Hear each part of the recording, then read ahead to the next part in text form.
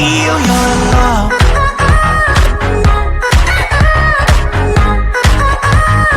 I just wanna feel your love.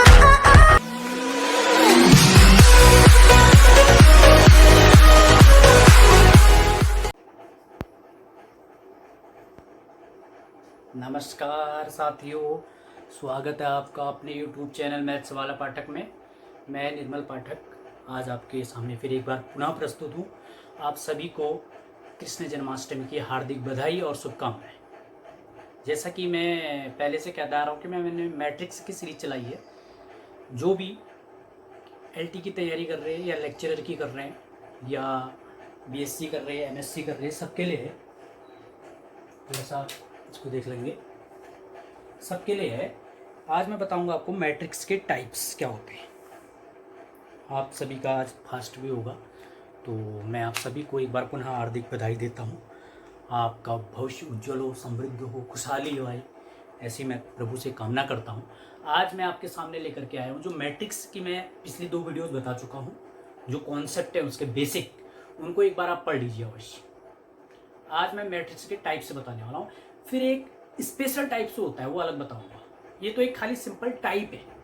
एक special type होता है, उसको मैं फिर बताऊंगा। टाइप्स को पढ़ने से पहले मैंने मैट्रिक्स का एडिशन, मल्टीप्लिकेशन, सब्सट्रैक्शन, उसके ऑर्डर, वो सब मैंने आपको बता दिया है कि किसको ऐड कैसे किया जाता है या मल्टीप्लाई कैसे किया। आज मैं बताने वाला हूँ आपको। मैंने सामने लिखा हुआ है, देखो इतने टाइप के मैट्रिक्स हैं। रो मैट्रिक्स है, देखिए ध्यान से, row matrix, column matrix, rectangular matrix, square matrix, null matrix, diagonal matrix, scalar matrix, unit matrix, upper triangular matrix, lower triangular matrix, horizontal matrix, vertical matrix. एक बार देख लीजिए इनको कितने टाइप्स के हैं, ये आपको आनी चाहिए। आप पहचानेंगे कैसे कि कौन सी मैट्रिक्स कौन सी है। सबसे पहले आपके सामने है रो मैट्रिक्स, फिर है कॉलम मैट्रिक्स, फिर है रेक्टेंगुलर मैट्रिक्स, फिर है स्क्वायर मैट्रिक्स, फिर है नल मैट्रिक्स, फिर है डायगोनल मैट्रिक्स, फिर है स्केलर मैट्रिक्स, फिर है यूनिट मैट्रिक्स, फिर है अपर ट्रायंगुलर मैट्रिक्स, फिर है लोअर ट्रायंगुलर मैट्रिक्स, फिर है हॉरिजॉन्टल मैट्रिक्स, फिर है वर्टिकल मैट्रिक्स। सबसे पहले बात करेंगे हम रो मैट्रिक्स के बारे में, कैसे पहचानेंगे। A matrix which have only one row, एक ऐसी मैट्रिक्स होगी जिसके पास केवल वन रो हो तो वो रो मैट्रिक्स हो जाती है। कॉलम कितने भी हो सकते हैं। एग्जाम्पल देता हूं, जैसे ये देखिए A इक्वल टू, ये रो और कॉलम वाला कॉन्सेप्ट मैं पिछली वीडियो में बता चुका हूं, एक बार आप देख लेंगे उसको। जैसे ये 2 3 4, ये देखिए एक मैट्रिक्स है, मतलब एक रो है इसमें। A matrix which have only one row at any number of columns, कितने भी नंबर हो सकते हैं कॉलम के। जैसे इसमें वन रो है, देखिए रो R1 हुई, एक रो है इसमें, और कॉलम कितने हैं इसमें 1 2 3, कितने भी हो सकते हैं, वो कोई दिक्कत नहीं है। 3 कॉलम है इसमें, ठीक है। तो मतलब ऐसा मैट्रिक्स है जिसके पास वन रो होगी, केवल और केवल वन रो ही होनी चाहिए, कॉलम कितने भी हो सकते हैं। देख लीजिए एक बार इसको थोड़ा सा, रो मैट्रिक्स क्या है। सारे मैट्रिक्स मैं आपको एग्जाम्पल के थ्रू बताने वाला हूँ, ठीक है। एक एग्जाम्पल और लेता हूँ इसका मैं। जैसे मैंने ले लिया A इक्वल टू 4 5 6 7, ये देखिए वन रो है, वन रो है, और कॉलम कितने हैं 1 2 3 4। कॉलम कितने भी हो उससे मतलब नहीं है हमें, लेकिन रो केवल और केवल एक होनी चाहिए, ठीक है। इसका अगर ऑर्डर हम बात करें, इसमें कितने रो हैं, वन रो है, और कॉलम कितने हैं 4, तो इसका जो ऑर्डर होगा वो 1/4 हो जाएगा। समझ रहे होंगे, मतलब रो मैट्रिक्स होती है a matrix which have only one row and any number of column, column कितने भी हो सकते हैं, ठीक है। ये तो थी हमारी रो मैट्रिक्स। अब मैं बात करता हूं कॉलम मैट्रिक्स, दूसरी आपको दिख रही होगी कॉलम मैट्रिक्स। इसी का अपोजिट हो जाएगा a matrix which have only one column and any number of row, column केवल एक होगा। जैसे मैंने लिख दिया, देखो A इक्वल टू 1 2 3, ये कॉलम खड़ा होता है ना, एक ही कॉलम है देखिए, लेकिन रो कितनी है इसमें 1 2 3, रो कितनी भी हो सकती हैं, कॉलम एक ही होगा। A matrix which have only one column and any number of क्या rows is called column matrix. देख लेंगे इसको, ठीक है। एक एग्जांपल और देता हूं, जैसे मैंने आपको ए इक्वल टू दे दिया मैंने 4 5 6 7, ये एक कॉलम है, कॉलम मतलब एक कॉलम है, रो कितनी है, वैसे इसमें अगर रो से हमें मतलब नहीं है, रो कितने भी हो सकती है, 2 3 4 5 कुछ भी हो सकता है, लेकिन कॉलम केवल एक होगा तो वो कॉलम मैट्रिक्स होगा। देखिए एक कॉलम है, रो तो इसमें 1 2 3 4, इसका ऑर्डर की अगर मैं बात करूं तो क्या होगी, इसमें रो कितनी है, 4 रो है, इसमें कॉलम 1 है, तो 4 by 1 इसका ऑर्डर हो जाएगा। ठीक है, पहले मैंने आपको बताया रो मैट्रिक्स, अब मैंने बताया कॉलम मैट्रिक्स। बात करता हूं रेक्टेंगुलर मैट्रिक्स, जैसे एग्जाम्पल के थ्रू आपके अच्छा समझ में आएगा। जैसे ये 2 3 1, ऐसे लिखे मैं 2 3 4 5 6 7, ये मैंने एक मैट्रिक्स लिखी।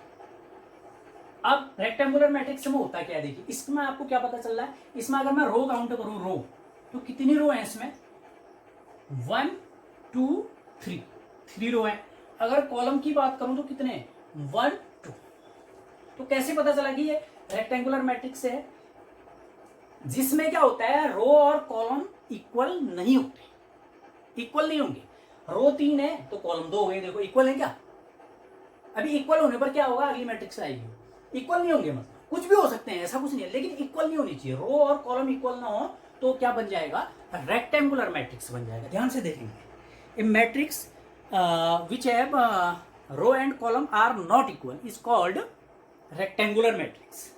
ठीक है, इसमें रो कितने, 3, कॉलम कितने, 2, तो ये रेक्टेंगुलर में, मतलब रो और कॉलम इक्वल नहीं होनी चाहिए, तो रेक्टेंगुलर मैट्रिक्स होती है।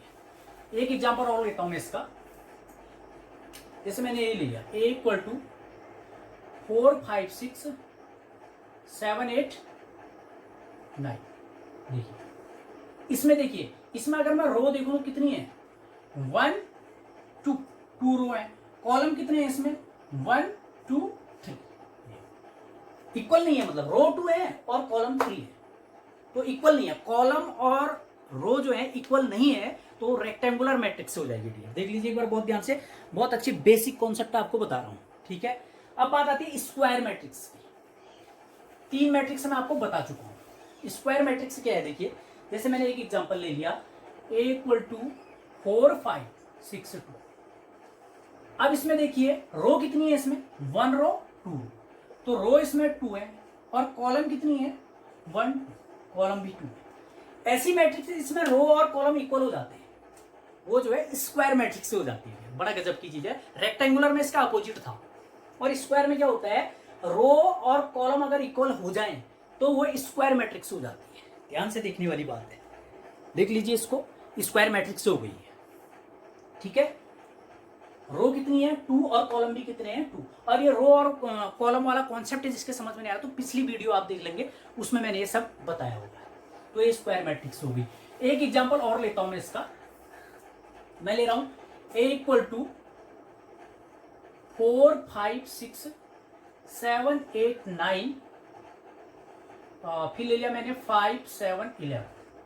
देखिए इसमें रो कितनी है, 1 रो 2 रो 3 रो 3 है, और कॉलम देखता हूं, कॉलम कितने हैं, 1 2 3, तो कॉलम भी 3 है। देखिए रो और कॉलम अगर इक्वल हो जाते हैं तो स्क्वायर मैट्रिक्स हो जाती है। रो और कॉलम क्या हो जाते हैं, अगर इक्वल हो जाते हैं तो स्क्वायर मैट्रिक्स हो जाती है। ठीक है, दूसरी बात ये, इससे पहले जो हमने पढ़ी थी रेक्टेंगुलर मैट्रिक्स में क्या होता था, रो और कॉलम इक्वल नहीं होते थे, वो रेक्टेंगुलर मैट्रिक्स। मैं 4 मैट्रिक्स आपको, मैट्रिक्स के 4 टाइप्स आपको बता चुका हूं, row matrix, column matrix, rectangular matrix, square matrix. अब अगली बारी आती है, आपको दिख रहा होगा इसमें नल मैट्रिक्स। ये नल मैट्रिक्स होती क्या है, नल मैट्रिक्स का मतलब है जैसे 0 0 0, ये नल मैट्रिक्स है। A matrix which have all element are 0, ऐसी मैट्रिक्स जिसके सारे एलिमेंट 0 हों वो नल मैट्रिक्स हो जाती है। A matrix which have all element are 0 is called null matrix. 5 matrix आपकी क्लियर हो गई होंगी। ठीक है, नल मैट्रिक्स में क्या होता है, ऐसी मैट्रिक्स जिसके सारे एलिमेंट 0 हो जाएं तो नल मैट्रिक्स होती है। ऐसी मैट्रिक्स जिसके सारे एलिमेंट 0 हो जाएं वो नल मैट्रिक्स होती है। ये नल मैट्रिक्स हो गई। अब आती है डायगोनल मैट्रिक्स। आपको दिख रहा होगा, डायगोनल दिख रहा है, नहीं दिख रहा, देखिए एक बार, डायगोनल मैट्रिक्स।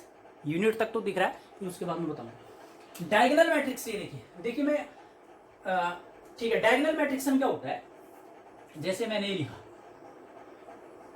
1 0 0 0 2 0 0 0 5, ये डायगोनल मैट्रिक्स से है।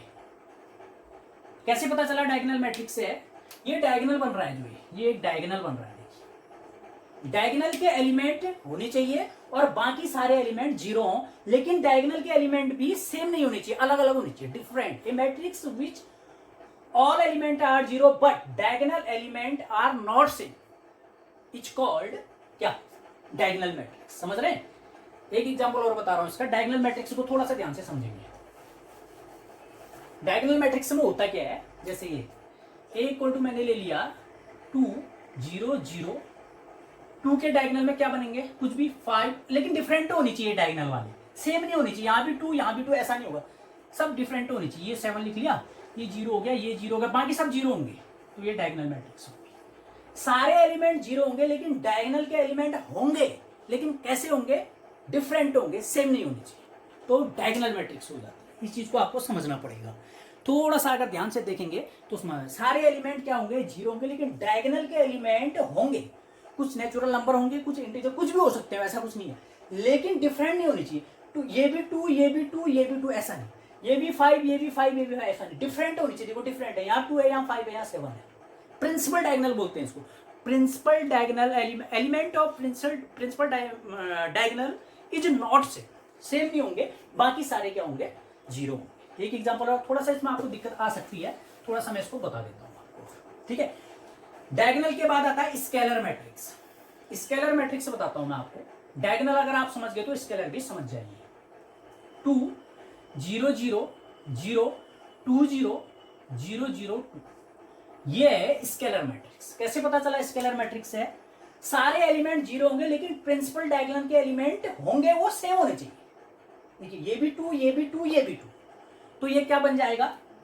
स्केलर मैट्रिक्स बन जाएगा। समझना, डायगोनल मैट्रिक्स में क्या था? ये जो डायगोनल के मैट्रिक्स थे वो सेम नहीं थे, लेकिन स्केलर मैट्रिक्स में क्या होगा? ये सेम होंगे, डायगोनल के जो एलिमेंट हैं वो सेम होंगे, बाकी सारे एलिमेंट 0 होंगे, तो वो स्केलर मैट्रिक्स बन जाता है। समझ रहे होंगे? इस चीज को बहुत जरूरी है। देखो ये 3 थोड़े से कंफ्यूज कर देते हैं। एक एग्जांपल और ले लेता हूं। a इक्वल टू मैंने ले लिया 5 0 0 0 5 0 0 0 5, ये स्केलर मैट्रिक्स है। कैसे पता चला? इसके सारे एलिमेंट तो 0 है, लेकिन जो डायगोनल के एलिमेंट हैं वो सेम है, सेम होनी चाहिए, तो वो स्केलर मैट्रिक्स हो जाता है। ये भी करा दिया। अब मैं यूनिट मैट्रिक्स, आपको यूनिट मैट्रिक्स दिखाई दे रहा होगा, उसके बाद शायद नहीं दिखाई दे रहे, उसके बाद मैं लेकर के आऊंगा यूनिट मैट्रिक्स। यूनिट मैट्रिक्स से क्या होता है? देखिए अभी मैं कंपेयर भी कराऊंगा डायगोनल मैट्रिक्स, स्केलर मैट्रिक्स और यूनिट मैट्रिक्स में जो होता है कंफ्यूजन बना रहता है, उस कंफ्यूजन को दूर करूंगा मैं। फिलहाल स्केलर का एक एग्जांपल और ले आता हूं। 7 0 0 0 7 0 0 0 7, कुछ भी हो सेम होंगे, लेकिन डायगोनल के एलिमेंट सेम होने चाहिए, बाकी सारे एलिमेंट क्या होने चाहिए? 0 होने चाहिए, तो वो स्केलर मैट्रिक्स होता है। अब आपको यूनिट मैट्रिक्स दिख रहा होगा इसमें। यूनिट मैट्रिक्स ये देखिए, यूनिट मैट्रिक्स क्या होता है? यूनिट मैट्रिक्स ऐसा होता है a इक्वल टू 1 0 0 0 0 1 सॉरी 0 1 0 0 0 1। देखिए इसमें कंफ्यूज हो जाएंगे, तो 3 मैट्रिक्स एक बार कंपेयर करके बताऊंगा। देखिए ऐसा मैट्रिक्स जिसके डायगोनल के एलिमेंट 1 1 1 होने चाहिए, 1 के अलावा कुछ भी नहीं, इसको आई से डिनोट करते हैं डियर। यूनिट मैट्रिक्स को आई से डिनोट करते हैं। ये क्या होता है? जो डायगोनल के एलिमेंट हैं 1 1 1 होंगे, बाकी सारे एलिमेंट 0 होंगे, तो वो यूनिट मैट्रिक्स हो जाती है। बहुत ध्यान से समझने वाली बात है काफी। अगर इसको आप वीडियो को रोक करके देखेंगे तो आपको बहुत अच्छा समझ में आएगा। सारे एलिमेंट 0 होंगे, लेकिन प्रिंसिपल डायगोनल के एलिमेंट केवल और केवल 1 होने चाहिए। यहां पर 2 2 2 होने पर नहीं होगा, 1 1 1 ही होना चाहिए। अब मैं जो आपको 3 बताई थी, इसमें कंफ्यूज रहता है। अब मैं एक एग्जांपल देता हूं। देखिए मैं 3 मैट्रिक्स से लिख रहा हूं। यहां पर मैंने लिखा a इक्वल टू 2 0 0 0 5 0 0 0 7। एक मैंने ये लिखी, एक मैंने लिख दी 2 0 0 0 2 0 0 0 2। एक मैंने लिख दी 1 0 0 0 1 0 0 0 1। देखिए इसमें क्या, ये कौन सी है, ये कौन सी है, ये कौन सी है, ये कौन सी है, इसमें से बताना है। ये है डायगोनल मैट्रिक्स, डायगोनल मैट्रिक्स है ये है डायगोनल मैट्रिक्स, ये है स्केलर मैट्रिक्स, ये है यूनिट मैट्रिक्स। कैसे पता चला? डायगोनल मैट्रिक्स में सारे एलिमेंट जीरो होते हैं, लेकिन प्रिंसिपल डायगोनल के एलिमेंट डिफरेंट होते हैं, वो जीरो नहीं होंगे, डिफरेंट होंगे। स्केलर मैट्रिक्स में क्या होता है, सारे एलिमेंट जीरो होते हैं, लेकिन जो प्रिंसिपल डायगोनल होगा वो सेम होंगे, 2 2 2 3 3 3 कुछ भी हो सकता है, सेम होनी चाहिए। और यूनिट मैट्रिक्स में क्या होता है, उसको यू से डिनोट करते हैं, उसमें सारे एलिमेंट तो जीरो होंगे, लेकिन जो डायगोनल है उसके एलिमेंट केवल और केवल 1 होगा, 1 1 1। इनको कंपेयर करके भी मैंने बताया, इसमें कंफ्यूज हो जाता है अक्सर, मैं देखा गया है पहले भी कि इसमें बहुत कंफ्यूज रहता है, बहुत कंफ्यूज रहता है। एक बार इसको देख लेंगे बहुत ध्यान से तो आपको अच्छा समझ में आएगा, ठीक है। इस तीन में कंफ्यूज रहता है, इसमें डायगोनल डिफरेंट है, इसमें डायगोनल सेम है, इसमें डायगोनल 1 है, इसमें सेम है नहीं कहेंगे, 1 है बोलते हैं, ठीक है। तो ये आपको समझ में आना चाहिए। अब आता है, यहां तक मैंने आपको जो बता दिए हैं 1 2 3 4 5 6 7 8 टाइप से बता दिए, 4 टाइप्स और है। 4 टाइप्स क्या है? अपर triangular matrix. Upper triangular matrix होता क्या है, देखिए जैसे मैंने ये लिखा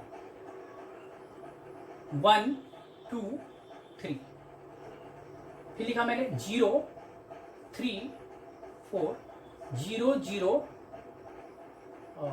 इसको मैंने लिख दिया 5।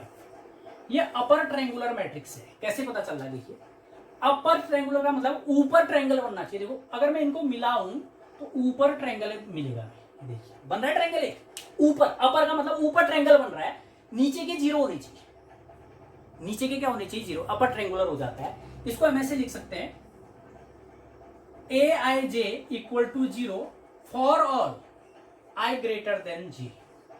जहां पर i बड़ा होगा j से, वो सारे एलिमेंट जीरो होंगे। यहां पर a 2 1 होता है ना, ये 2i, ये i बड़ा है j से, तो इस चीज को समझना है आपने। अपर ट्रायंगुलर मैट्रिक्स थोड़ा सा समझने में, अपर ट्रायंगुलर का मतलब है नीचे वाले जीरो होंगे और ऊपर एक ट्रायंगल बनेगा, ये और ये जीरो होंगे, ठीक है।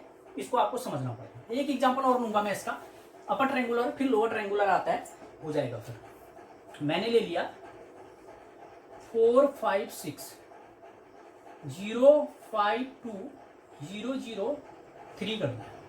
देखिए ये ट्रायंगल, अगर इसको मैं मिलाता हूं ट्रायंगुलर बनेगा, ऊपर बनेगा, तो इसलिए अपर ट्रायंगुलर हो गया, और ये जीरो होने चाहिए।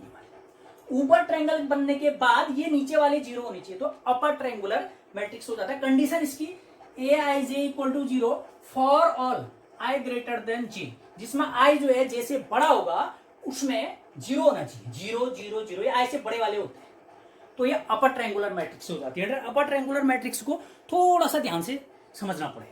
अब आता है lower triangular matrix. Lower triangular matrix, इसी को मैं एल कर देता हूं। लोअर ट्रायंगुलर मैट्रिक्स में क्या होता है, अपर में ऊपर ट्रायंगल बन रहा था, लोअर में नीचे ट्रायंगल बनेगा। ऊपर में लोअर, अपर में ऊपर बन रहा था, इसमें नीचे बनेगा। एक एग्जांपल ले लेता हूं मैं, a इक्वल टू कुछ भी 1 0 0 4 2 0 5 6 7 ले लिया, ये ठीक है। ये देखो अगर मैं इसको मिलाऊं तो ये एक ट्रायंगल बनेगा। लोअर मतलब नीचे ट्रायंगल बनेगा और ये एलिमेंट जीरो होंगे। नीचे ट्रायंगल बनेगा, नीचे बनना चाहिए ट्रायंगल और ऊपर के जीरो होने चाहिए। इसकी कंडीशन होती है aij equal to 0 for all i less than j। जहां पर i जो है j से छोटा होगा वो एलिमेंट जीरो होंगे, बाकी सारे लोअर ट्रायंगल मतलब नीचे ट्रायंगल बनना चाहिए। अगर मैं इनको मिला दूं तो ट्रायंगल बनना नहीं, लेकिन नीचे बनना चाहिए और ऊपर जीरो होने चाहिए। हाँ, और कुछ नहीं होना चाहिए ऊपर जीरो के अलावा, ऊपर जीरो होने चाहिए, तो लोअर ट्रायंगल। ये कंडीशन है aij इक्वल टू 0। ये कहां पर, कौन से ai, ये तो सब aij ही है, जहां पर i j से छोटा होगा वो जीरो होने चाहिए। ये कंडीशन है, बहुत इंपॉर्टेंट चीज है। लोअर ट्रायंगुलर मैट्रिक्स समझ गए होंगे आप, अपर ट्रायंगुलर मैट्रिक्स और लोअर ट्रायंगुलर मैट्रिक्स, ठीक है। अब आता है horizontal matrix. Horizontal matrix, horizontal matrix जैसे ये है, समझना आप बहुत अच्छे ढंग से समझ जाओगे। 2 3 4 5 6 7 ये हॉरिजॉन्टल मैट्रिक्स है। कैसे पता चला हॉरिजॉन्टल मैट्रिक्स है? ध्यान देने वाली बात है। देखिए इसमें अगर मैं रो काउंट करूं तो रो कितने हैं? 1 2, रो 2 है, और कॉलम कितने हैं? 1 2 3। ये तो ये हॉरिजॉन्टल मैट्रिक्स है। कैसे पता चला? अगर कॉलम ज्यादा हो रो कम हो तो हॉरिजॉन्टल मैट्रिक्स होता है। बहुत ध्यान से समझना। अगर कॉलम ज्यादा हो रो कम हो, रो कम है, रो तो 2 ही है, कॉलम कितने हैं? 3 है, तो हॉरिजॉन्टल मैट्रिक्स कहलाती है। बहुत ही इंपॉर्टेंट, आपको हर बुक में मिलेगा नहीं है, लेकिन एग्जाम में पूछा जाता है कि हॉरिजॉन्टल मैट्रिक्स क्या है। हॉरिजॉन्टल मैट्रिक्स से समझ गए होंगे, जहां पर कॉलम ज्यादा हो रो कम हो तो हॉरिजॉन्टल मैट्रिक्स होता है। ठीक है, एक एग्जांपल और लेता हूं मैं इसका। फिर उसके बाद वर्टिकल मैट्रिक्स आती है। इतनी ही मैट्रिक्स है। फिर स्पेशल टाइप आती है, जैसे अलग अलग टाइप की मैट्रिक्स है, वो फिर मैं बाद में बताऊंगा। जैसे मैंने A इक्वल टू ले लिया 4 5 6 7 8 9, ये देखिए।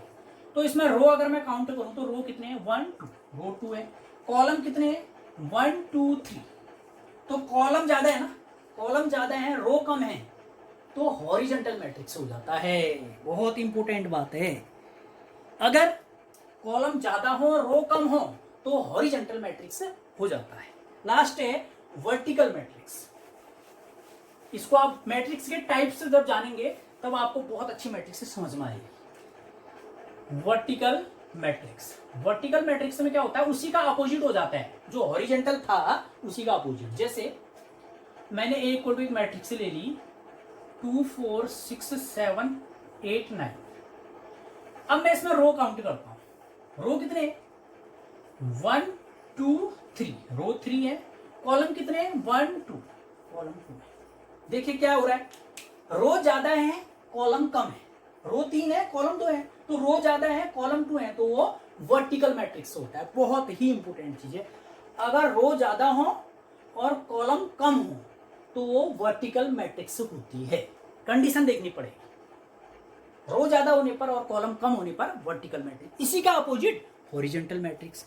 तो उम्मीद करता हूं कि आपको ये मैट्रिक्स के टाइप समझ में आए होंगे। मैट्रिक्स से मैंने 12 टाइप कराए हैं अभी फिलहाल, और स्पेशल टाइप के लिए अगली वीडियो बनेगी। स्पेशल टाइप होते हैं इसके बहुत ज्यादा। देखिए row matrix, column matrix, rectangular matrix, square matrix, null matrix, diagonal matrix, scalar matrix, unit matrix, upper triangular matrix, lower triangular matrix, horizontal matrix, vertical matrix. 12 मैंने मैट्रिक्स कराई आपको। ठीक है, क्या क्या?